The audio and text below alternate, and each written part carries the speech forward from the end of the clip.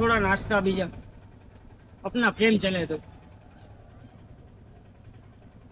अपना प्रेम Moments on wheels. Moment sir Moments on wheels.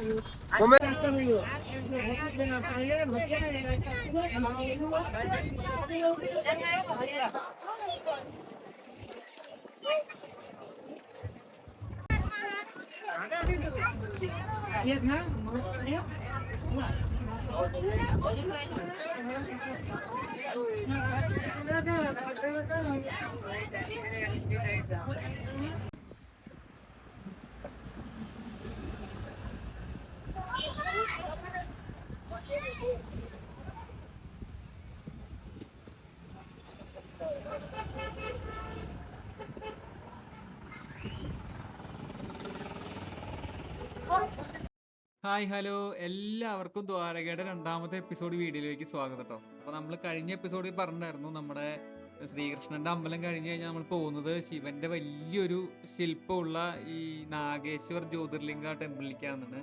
അപ്പോൾ നമ്മൾ അവിടെ എത്തിയിട്ടുണ്ട്. ഇപ്പോൾ നമ്മൾ ഈ റോട്ടിക്ക് കടക്കുമ്പോൾ തന്നെ കാണാം ഭയങ്കര വലിയൊരു പ്രതിമയാണ് അവിടെ വെച്ചിരിക്കുന്നത് ശിവന്റെ. അതിനേക്കാൾ ഉയരത്തിൽ അമ്പലത്തിന്റെ ഗോപുരവും കാണാം. നമ്മൾ ഏറെക്കുറെ ഉച്ചയ്ക്കാണ് വന്ന് കയറുന്നത്.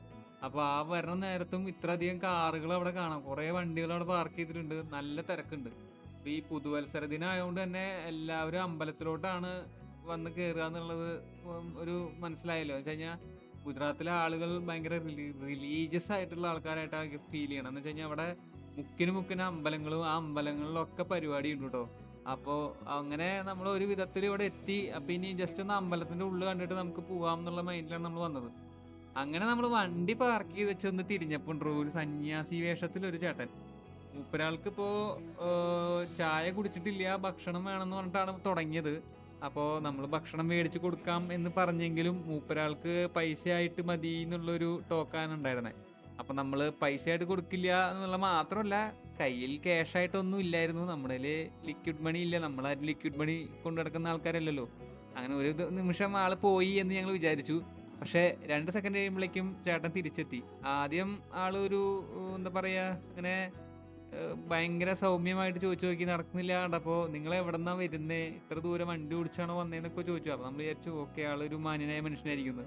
അടുത്ത വട്ടം ആള് പറഞ്ഞത്, നിങ്ങൾ ഇത്ര ദൂരം വരുന്നതും പോകുന്നതൊക്കെ അല്ലേ, അപ്പൊ നിങ്ങൾക്ക് എന്തായാലും ഒരു സന്യാസിയുടെ ഒരു എന്താ പറയാ ഒരു പ്രാർത്ഥന നിങ്ങൾക്ക് എപ്പോഴും ആവശ്യമാണ്, നിങ്ങൾ എനിക്ക് പൈസ തരണം എന്നുള്ള രീതിക്കാണ് ആൾ നിൽക്കണത്. പിന്നെ നമ്മളാളെ പതുക്കെ അവോയ്ഡ് ചെയ്യണമെന്ന് കണ്ടപ്പോൾ മൂപ്പരാൾ പിന്നെ അമ്പലത്തിന്റെ കാര്യങ്ങളെ പറയാൻ തുടങ്ങി. അപ്പൊ അമ്പലത്തിന്റെ കാര്യങ്ങൾ ഇങ്ങനെയാണ്, ഈ അമ്പലം ഇങ്ങനെയാണ് അങ്ങനെയാണെന്നൊക്കെ പറഞ്ഞിട്ട് ആള് പറയുന്നുണ്ട്. പക്ഷെ നമുക്കത് മുഴുവനായിട്ട് മനസ്സിലാവുന്നില്ല. എന്താ കാര്യം വെച്ചാൽ ആള് ഹിന്ദിയിലല്ല കൂടുതലും സംസാരിക്കുന്നത്, ആള് ഗുജറാത്തിയിലാണ് സംസാരിക്കുന്നത്. ആള് പറയുന്ന ഗുജറാത്തിയുടെ എവിടെയൊക്കെയോ ആണ് നമുക്ക് മനസ്സിലാവുന്നുള്ളൂ. അപ്പൊ നമ്മള് മനസ്സിലാവുന്നിടത്തോളം മനസ്സിലാക്കി ആളിനെ അങ്ങനെ പതുക്കെ അവോയ്ഡ് ചെയ്തിട്ട് നമ്മൾ അമ്പലത്തിനുള്ളിലേക്ക് കയറാം എന്നുള്ളൊരു സെറ്റപ്പ് ആക്കി കേട്ടോ. അങ്ങനെ ആള് പതുക്കെ പോയപ്പോ ഞങ്ങൾ വണ്ടിയൊക്കെ സെറ്റാക്കി ഞങ്ങൾ ഇവിടെ നിന്ന് ഇറങ്ങി. അപ്പൊ അമ്പലത്തിന്റെ ഉള്ളിലോട്ട് കയറാം എന്നുള്ള സെറ്റപ്പ് ആക്കി.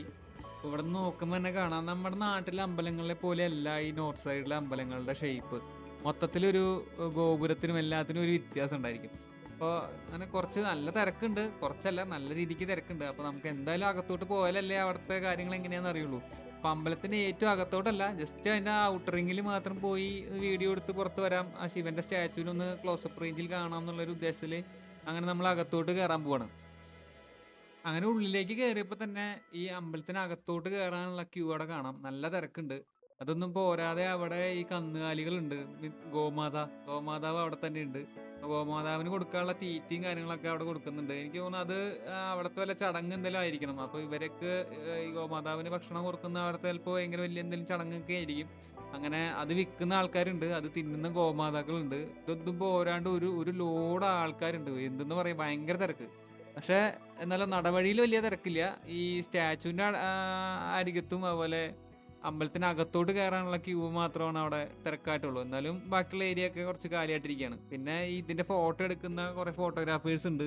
അത് അവർ പ്രൊഫഷണൽ ആയി ചെയ്യുന്ന ആൾക്കാരാണ്. മീൻസ് 50 രൂപ 100 രൂപ കൊടുത്തു കഴിഞ്ഞാൽ അവർ ഫോട്ടോ ആക്കിയിട്ട് നമുക്ക് ഫ്രെയിം ചെയ്ത് തരും.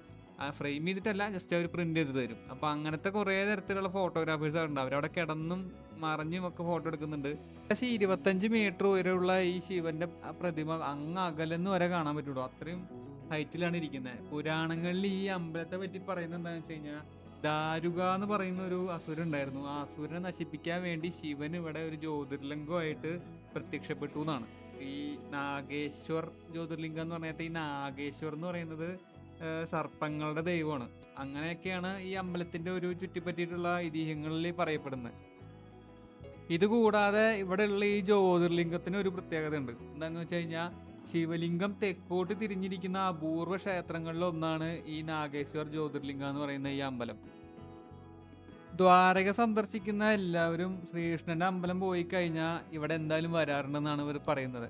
അത് മാത്രമല്ല, ഈ സാധാരണ ഒരു ദിവസം, അതായത് ഒരു ഒരു പുതുവർഷം എന്നതിലുപരി അത്ര വിശേഷമുള്ള ഒരു ദിവസം അല്ലാഞ്ഞിട്ട് പോലും ഇത്രയും തിരക്കുണ്ടെങ്കിൽ ഒരു മഹാശിവരാത്രി സമയത്ത് ഇവിടുത്തെ തിരക്കാലോചിച്ച് നോക്കിയേ.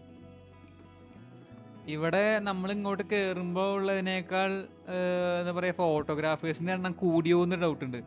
ഞാൻ കുറേ ആൾക്കാർ ക്യാമറയും കൊണ്ട് അവിടെ കിടന്നും ഇരുന്നും ഫോട്ടോ എടുക്കുന്നുണ്ട്. പോരാത്തന്നെ കുതിരയുടെ മുകളിൽ വരെ ഫോട്ടോ എടുക്കുന്ന ആൾക്കാരുണ്ട്. കുതിരയൊക്കെ അകത്തോട്ട് കയറ്റി അതിൽ കയറിയിരുന്ന് ഫോട്ടോ എടുക്കുന്ന ആൾക്കാരെയൊക്കെ നിങ്ങൾക്ക് ഈ വീഡിയോയിൽ കാണാൻ പറ്റും.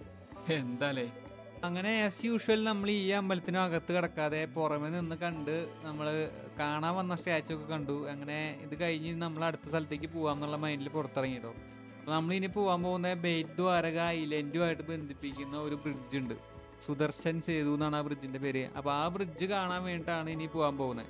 അപ്പോൾ ഇവിടെ നിന്ന് കുറച്ച് ദൂരമേ ഉള്ളൂ. അങ്ങനെ പോകുന്ന വഴിക്ക് പെട്ടെന്ന് അർജന്റായിട്ടൊന്ന് മൂത്രമൊഴിക്കാൻ മുട്ടിയപ്പോൾ സൈഡിൽ ഒതുക്കിയപ്പോൾ ഒരു ബ്രോ വന്നു. ഒരാള് റെന്റിന് വണ്ടി എടുത്തിരിക്കുകയാണ്. പക്ഷെ ആ വണ്ടി പഞ്ചറായി. അപ്പോൾ നമ്മുടെ ലഗേജ് ഒക്കെ കണ്ടപ്പോൾ ട്രാവലേഴ്സ് ആണെന്ന് മനസ്സിലായി. അപ്പോൾ നമ്മുടെ പഞ്ചർ കിറ്റ് ഉണ്ടാവുന്ന വെച്ച് നിന്നതാണ്. പക്ഷേ ഫുള്ളായി എയർ പോയ വണ്ടിയിൽ പഞ്ചർ കിറ്റ് ഉപയോഗിക്കാൻ പറ്റില്ലല്ലോ. പോരാത്തതിന് അത് ട്യൂബ്ലെസ് ടയറും അല്ലായിരുന്നു. പക്ഷേ അവിടുത്തെ പ്രദേശവാസികൾ ഭയങ്കര ഹെൽപ്ഫുൾ ആയിരുന്നു.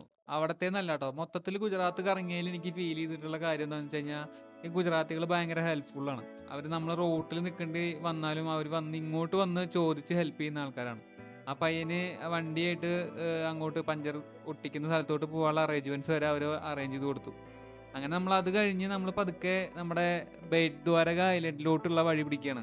അപ്പോൾ പോകുന്ന വഴിക്ക് ഇങ്ങനെ ഫുൾ കപ്പലുകളും ഇതൊക്കെ ആയിട്ടുള്ള യാർഡ് റോഡ്സ് കാണാം. അപ്പോൾ അത് കഴിഞ്ഞ് കുറച്ച് ദൂരം കൂടെ ഉള്ളൂ. അപ്പോൾ ഓരോ പോകുന്ന വഴിക്കും ബോർഡുകളുണ്ട്. അപ്പോൾ ബോർഡുകളിൽ കാണുമ്പോൾ അടുത്തെത്താറായി എന്നുള്ളൊരു കാര്യം നമുക്ക് ഉറപ്പിക്കാം. അങ്ങനെ നല്ല വെയിലുണ്ട്. അപ്പോൾ ഈ വെയിലത്താണ് നമ്മൾ പൊക്കോട്ടിരിക്കുന്നത്. അപ്പോൾ പ്രത്യേകിച്ച് ഈ ഗുജറാത്ത് ഒരു ഡ്രൈ ലാൻഡാണ്. അപ്പോൾ വെയിലും കൂടി ആയി കഴിഞ്ഞാൽ ഒരു രക്ഷയില്ല.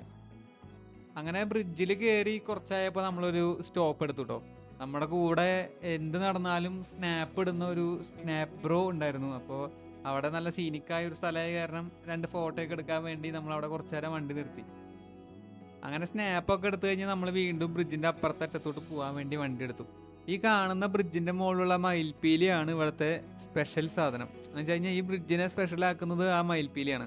അങ്ങനെ നമ്മൾ കുറച്ച് നേരം ഫ്രണ്ടിക്ക് വണ്ടി ഓടിച്ച് നേരെ യൂ ടേൺ അടിച്ച് തിരിച്ചു വരിക എന്നുള്ളതാണ് നമ്മുടെ ഉദ്ദേശം. പക്ഷേ യൂ ടേൺ അടിക്കുന്ന ഭാഗത്ത് ഒടുക്കത്തെ തിരക്കായിരുന്നു. എന്ന് വെച്ച് കഴിഞ്ഞാൽ തിരിച്ചു വരുമ്പോൾ കുറച്ച് തിരക്കുറവുണ്ട്. അപ്പോൾ അവിടെ ഫോട്ടോ എടുക്കാം എന്നൊക്കെ വിചാരിച്ചിട്ട് ഞങ്ങൾ അവിടെ വെച്ചിട്ട് വീഡിയോ എടുക്കാം, ഫോട്ടോ എടുക്കാം എന്നൊക്കെ ഉള്ളൊരു പ്ലാനിങ് ആയിരുന്നു. പക്ഷെ നല്ല ബ്ലോക്കായിരുന്നു.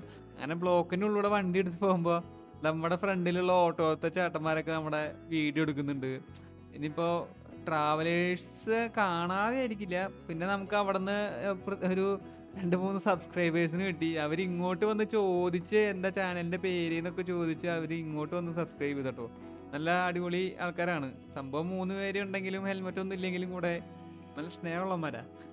ട്രൈയിൽ അവർ ടൈപ്പ് ചെയ്തപ്പോൾ കിട്ടാത്തതുകൊണ്ട് നമ്മൾ തന്നെ ടൈപ്പ് ചെയ്ത് അവർക്ക് എടുത്തു കൊടുത്തു. ചാനൽ നെയിം കറക്റ്റായിട്ട് സെർച്ച് ചെയ്ത് അവർക്ക് അത് സബ്സ്ക്രൈബ് ചെയ്ത് കൈ കൊടുത്തു. ബെൽ ബട്ടൺ ഞെക്കി.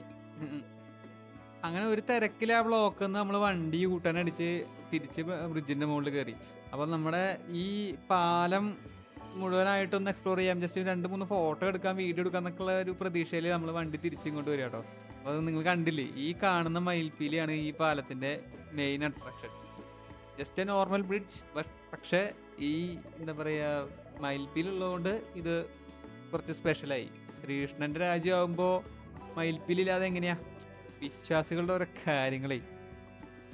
ഏകദേശം 2.5 കിലോമീറ്റർ നീളമുള്ള ഈ പാലം കാരണം ഇവിടുത്തെ ഈ തീർത്ഥാടന ടൂറിസത്തിനും അതുപോലെ ഈ പ്രാദേശിക എന്താ പറയുക ഇവിടുത്തെ കച്ചവടക്കാർക്ക് അവർക്കൊക്കെ ഭയങ്കര ഉപകാരമായി ഉണ്ടാവും കേട്ടോ. എന്ന് വെച്ച് കഴിഞ്ഞാൽ ഈ ബേദ്വാരകനെ ബന്ധിപ്പിക്കുന്ന ഒരു പാലമായിട്ട് മാത്രമല്ല, ഇവിടെ നമ്മളെ പോലുള്ള ട്രാവലേഴ്സും വന്ന് ഇതൊക്കെ കാണുമ്പോൾ ഇവിടെയുള്ള ചുറ്റുമുള്ള എന്താ പറയാ ചെറിയ കച്ചവടക്കാർക്കും ഇവർക്കൊക്കെ ഉപകാരമാകുമല്ലേ.